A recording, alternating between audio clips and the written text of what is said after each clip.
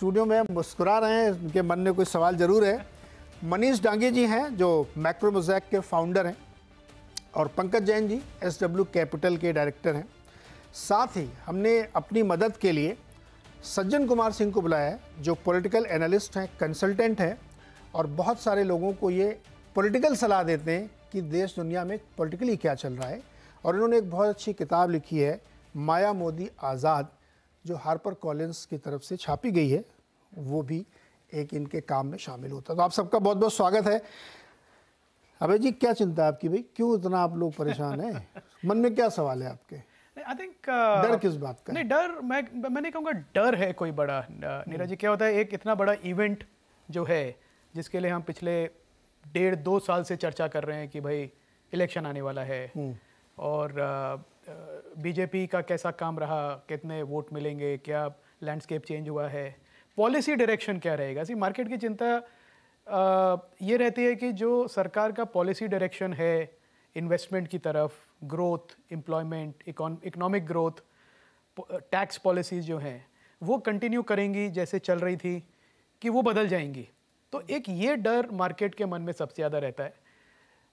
तो जैसे जैसे अब ये डेट पास आती जा रही है, अब जैसे आपने कहा 4 जून की डेट आने वाली है, ज़्यादा देर नहीं है, तो कोई बच्चा, बहुत पढ़ाकू बच्चा अच्छा एग्ज़ाम भी करके आता है, उसको मालूम है बहुत अच्छा मेरा एग्ज़ाम हुआ, पर जैसे जैसे नतीजों का की डेट पास आती जाती है, एक दिन पहले तक नींद नहीं आती फिर कि भाई कल क्या रिजल्ट क्या आएगा, अच्छा ही आएगा ना। तो मार्केट उसी दौर से निकल रहा है अभी, जहाँ पे मैं देख रहा हूँ क्लियरली जो बड़े इन्वेस्टर्स भी हैं वो ये चाह रहे हैं कि थोड़ा कैश रखें, क्योंकि वॉलेटिलिटी बढ़ेगी तो हो सकता है ऐसे मौके मिलें कि हम उस कैश को यूज़ करके, तो अगर पोर्टफोलियो में 5% कैश था तो उसको हम 10% कर लें, 15% कर लें, 20% कर लें, पर कैश रखें थोड़ा।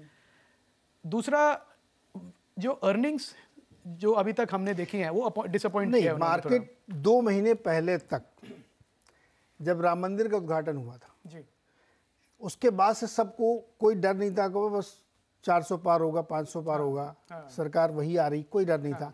अभी क्या इस बात को लेके डर है कि सरकार के नंबर्स कम हो सकते हैं, पता नहीं क्या होगा, ऐसा भय आ गया है? ऐसा भय है कि वही मैं कह रहा हूँ कि जब तक होता नहीं, एक आप बहुत पहले से डर, मैं तो फर्स्ट ही आऊंगा, पर फिर एग्जाम दे दिया तब भी कॉन्फिडेंस, पर जब रिजल्ट का डेट आता है तब नर्वस नहीं होती। मार्केट उस जोन में है। मेरे को नहीं लगता कि मार्केट में किसी को आशंका है कि कोई उलटफेर हो जाएगा, इस बात का कोई डर नहीं है। बस ये डर है कि अगर जितना एक्सपेक्ट कर रहे थे रिजल्ट उससे कम आया तो क्या इससे गवर्नमेंट का जो पॉलिसी डायरेक्शन है, जो बजट में हमको मिलेगा, क्या वो बदल, क्योंकि बजट बहुत इंपॉर्टेंट है। ये अगले 5 साल का इकोनॉमिक एजेंडा डिसाइड करेगा, ये वाला बजट। तो इस बजट में सीटों की कम या बेशी से क्या पॉलिसी डायरेक्शन कुछ चेंज हो जाएगा, टैक्स लॉज क्या चेंज हो जाएंगे, बिकॉज सब अपने लिए देख रहे हैं। तो जो इन्वेस्टर्स हैं वो कहते हैं अभी तक मेरे को मालूम है 15% लॉन्ग टर्म है, शॉर्ट टर्म है और 10% लॉन्ग टर्म है और 1 साल का, तो क्या वो बढ़ के 2 साल हो जाएगा, क्या मेरा टैक्स रेट बढ़ के 20% हो जाएगा। तो ये सब जो अनसर्टेनिटी है, इलेक्शन के बाद का पीरियड भी अनसर्टेन है। मतलब ऐसा नहीं है कि सिर्फ लोग इलेक्शन का रिजल्ट ही देख रहे हैं, उसके बाद देख रहे हैं कि बजट में क्या है, क्योंकि मोदी जी कह चुके हैं कि बड़ी अनाउंसमेंट आएंगी। तो बड़ी अनाउंसमेंट क्या होंगी, और पिछली वाली जो बड़ी अनाउंसमेंट थी वो शॉर्ट टर्म के लिए, मार्केट के लिए बहुत डिसरप्टिव थी। बड़े इस बात का भी डर है कि वेल्थ आपकी डिस्ट्रीब्यूट हो जाएगी। नहीं, इन्वेस्टर्स को बिल्कुल डर है। क्यों? जब तक नहीं होता तब तक हर तरह के डर है। जब हो जाएगा बजट एज एन इवेंट हो जाएगा, तब मुझे लगता है मार्केट में बहुत सर्टेनिटी आएगी। और मुझे लगता है जो अच्छे एस्ट्यूट इन्वेस्टर्स हैं वो भी यूज करेंगे बजट से लेके रिजल्ट से लेके बजट तक का टाइम पोर्टफोलियो में ऐड करने का। मैं आपको ये भी कह सकता हूँ कि सबकी बाय लिस्ट रेडी है। कोई ऐसा नहीं है जो कह रहा है कि मैं मार्केट से 3 साल के लिए निकल जाऊंगा। ओके, रुकिए, इस पे पहले मनीष जी, मार्केट का सर डर क्या है? क्यों इतना मार्केट में बिकवाली हो रही है? इलेक्शन को लेकर के क्या चिंता है उसकी? तो मैं आपको बताऊंगा कि जो कोर है ना नीरज, वो ये है कि पहली बार, और अपना कई बार बात हुआ इस बात पे कि पहली बार जो ऑपोजिशन इंडिया का है, तो इस साल जीते ना जीते वो बात दूसरी है, लेकिन वो इतना डाइवर्जेंट है इनकम्बेंट की पॉलिसी से, और वो चाहे फिस्कल पॉलिसी हो, टैरिफ पॉलिसी हो, PLI पॉलिसी हो, रीडिस्ट्रीब्यूशन पॉलिसी हो, हर दृष्टिकोण से पिछले 40-45 साल में कभी भी आपने 2 ऑपोजिंग कैंप्स को, जो राइवल कैंप्स है इंडिया में, इकोनॉमिक पॉलिसीज पे इतना बड़ा डाइवर्जेंस नहीं देखा होगा। तो एक जो थिंकिंग हैट जिसने पहना है वो ये सोचेगा कि एक तो ऑफ कोर्स प्रोबेबिलिटी असाइन करेगा कि मोदी जी की सेंट्रल टेंडेंसी 290 है, 70 या 50 है, और उसके या फिर आप ऐसे सोचें कि स्ट्रांग मोदी है, वीक मोदी है या नो मोदी है। तो इसके ऊपर एक अपना इस वक्त रिफ्लेक्स बिल्ड करेगा कि क्या करना चाहिए। लेकिन बड़ा स्ट्रेस शायद ये भी होना चाहिए कि इतना divergent policy mandate, economic policy mandate opposing camps कैसे मांग रहे हैं। हमको तो लगा था कि अर्ली 90s के बाद में कंसेंसस हो गया है, जब बोथ साइड्स एक्चुअली अग्रीड कि लिबरलाइज करना है, प्रो कैपिटलिज्म की तरफ हम बढ़े थे, और जनरली प्रॉपर्टी राइट्स हम रिटेन करेंगे, और जो ऐसा जैसा अच्छा करेगा वो वैसा हो। जो सोशलिस्ट बायस था हमने उसको छोड़ा था। लेकिन आज अगर नीरज जी आप ठीक से ऑपोजिशन कैंप की स्पीचेस को, ऑफ कोर्स न्याय को अगर पढ़ेंगे, तो एक ऐसा लग रहा है कि वो बहुत पुराने मैंडेट को फिर से रिट्रीव कर रहे हैं। अब उसका उसका फिडेलिटी, उसका अच्छा बुरा, इसके ऊपर मेरा कोई कमेंट नहीं है, बट एक उनके लिए उन्होंने जो एक स्पेस अपने आप के लिए क्रिएट किया वो काफी सिग्निफिकेंट स्पेस है।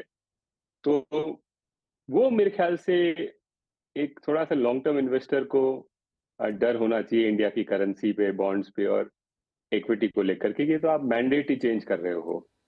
उसके बाद में ऑफ कोर्स सेकंड ऑर्डर तो खैर थोड़ा स्पेकुलेटिव रहेगा, क्योंकि मिडिल ऑफ इलेक्शन में तो एंग्जाइटी रहती ही है। जनरली क्या होता है कि शुरुआत, मैं इस सवाल को थोड़ा रिफ्रेश करता हूँ, क्योंकि ये बहुत इंपॉर्टेंट बात आपने कही है। आपके जवाब में दो सवाल हैं। एक तो मैं ये स्पष्ट तौर पे आपसे पूछना चाहता हूँ कि क्या सवाल के तौर पे मार्केट पार्टिसिपेंट के मन में ऐसा लग रहा है उनको कि मोदी सरकार हो सकता ना रिपीट हो, या रिपीट भी हो तो वीक मैंडेट के साथ हो, मतलब सब कुछ मिला के एनडीए मिला के 290 आ गई, ये हो सकता है। और दूसरा सिनेरियो जो आप कह रहे हैं कि आ भी गए तो उनके ऊपर लेफ्ट लीनियंट बायस होगा इकोनॉमिक पॉलिसीज पे। ये दोनों पर क्लियरली बताइए, आप क्या मन में यही चल रहा लोगों के? बिल्कुल बिल्कुल। तो बेसिकली मैं जो आपको बताया कि स्ट्रॉन्ग वीक और नो मोदी वाला जो सेटअप है, आपने एग्जैक्टली वही नंबर बोला है कि अगर बीजेपी का सेंट्रल टेंडेंसी 290, 70 और 50 है, तो उससे हमको स्ट्रॉन्ग वीक और नो मोदी मिलते हैं।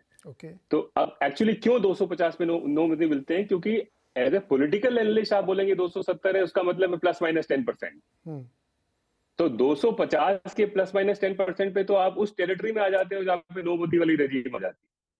तो मार्केट का पहला शायद कंसर्न, एकदम जो स्पेकुलेटिव कंसर्न, वो तो यही हुआ कि तो अरे यार अभी मरे, कि अभी जो सारा टैक्स पॉलिसीज चेंज होंगी क्या, रीडिस्ट्रीब्यूशन होगा क्या, कम से कम 1% एक्स्ट्रा खर्चा बढ़ेगा अगर जो न्याय की स्कीम्स को अनवील किया जाए इकोनॉमी में। और अब ये पुराने सेटअप जैसा नहीं रहा है नीरज जी, जिसके अंदर जो पॉलिटिकल स्पीचेस और रियलिटी के अंदर इतना बड़ा वेज होता था। आजकल क्या हो गया कि तुरंत प्रभाव से हमारी गारंटीज को इम्प्लीमेंट करेंगे।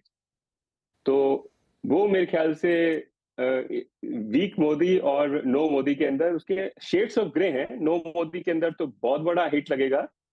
अब अच्छा, इसमें ग्रोथ और इन्फ्लेशन का इम्प्लीकेशन अलग अलग है। नो मोदी के अंदर ग्रोथ मोस्ट प्रोबेबली एक्सेलरेट हो जाएगी फर्स्ट ऑर्डर में, इतना पैसा बांटोगे, लेकिन साथ में इन्फ्लेशन भी एक्सेलरेट हो जाएगी, करेंसी वीकन होगी, रेट्स 50 पैसा पर चले जाएंगी, और इक्विटी जो है पी पॉइंट ऑफ व्यू से शायद 10 से 15% का पी री रेटिंग हो जाए इंडिया के अंदर, जो 2014 के बाद में ऑर्थोडॉक्स पॉलिसीज के चलाने के चक्कर में हमने ऊपर री रेट किया, वो अनवाइंड हो जाए। परफेक्ट।